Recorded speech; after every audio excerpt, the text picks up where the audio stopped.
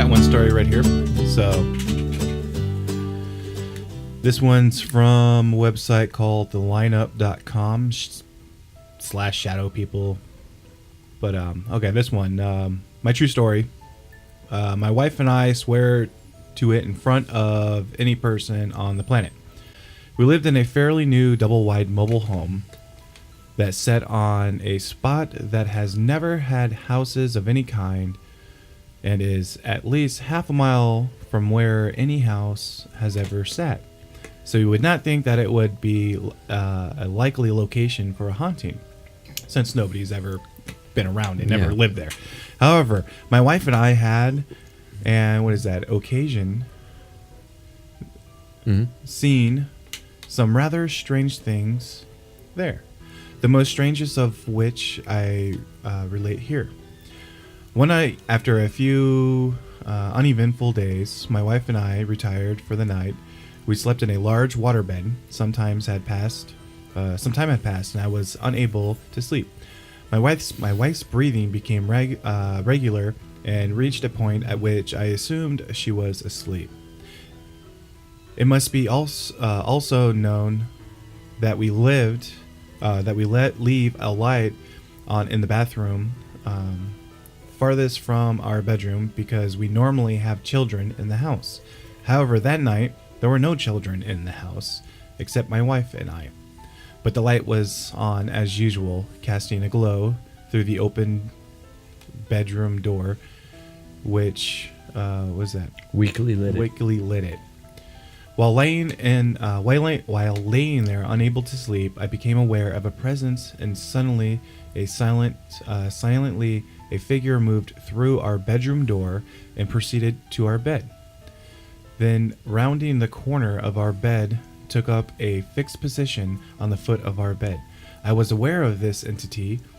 I was aware that this entity was conscious of us and was intently watching us as we lay there. The entity can best be described as something that had the appearance of a black smoke or a shadow. However, it was more material than either of those, but less material than a real person.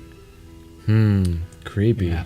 The most oldest thing about this is... The most odd thing. Oh, odd thing. I can't see that. I'm trying to keep my face... Okay, there we go. The most odd thing about this is my lack of fear. Although I was acutely aware of this being and the fact it was not of this earth as we perceived it. It did not seem to absorb any... arose any fear response in me. I would say it arose a feeling that would fit somewhere between creepy, awe, and curious. Yeah, it was odd and curious, yeah. Especially considering the fact that it was aware of me as I was aware of it. After some time, I almost convinced myself I was imagining it, but then I became aware of the fact that my wife was no longer breathing, like she was asleep. Came with the fact that my wife was no longer breathing like she was asleep, but was breathing almost silently. I then said, "Honey, you're awake?" To which she answered, "Yes." Weird. Then I said, "Do you see anything?" Expecting her to reply to be, "What do you mean?" But much to my surprise, she said, "You mean the thing that's standing in front of the bed?" At the foot of the bed? The foot of the bed. At this time, I did become somewhat nervous. We laid there for about 10 minutes, and then it was gone. It just over a period of about 10 seconds, because less solid... became less solid, and our perception of it... of its presence became weaker until it just wasn't there anymore.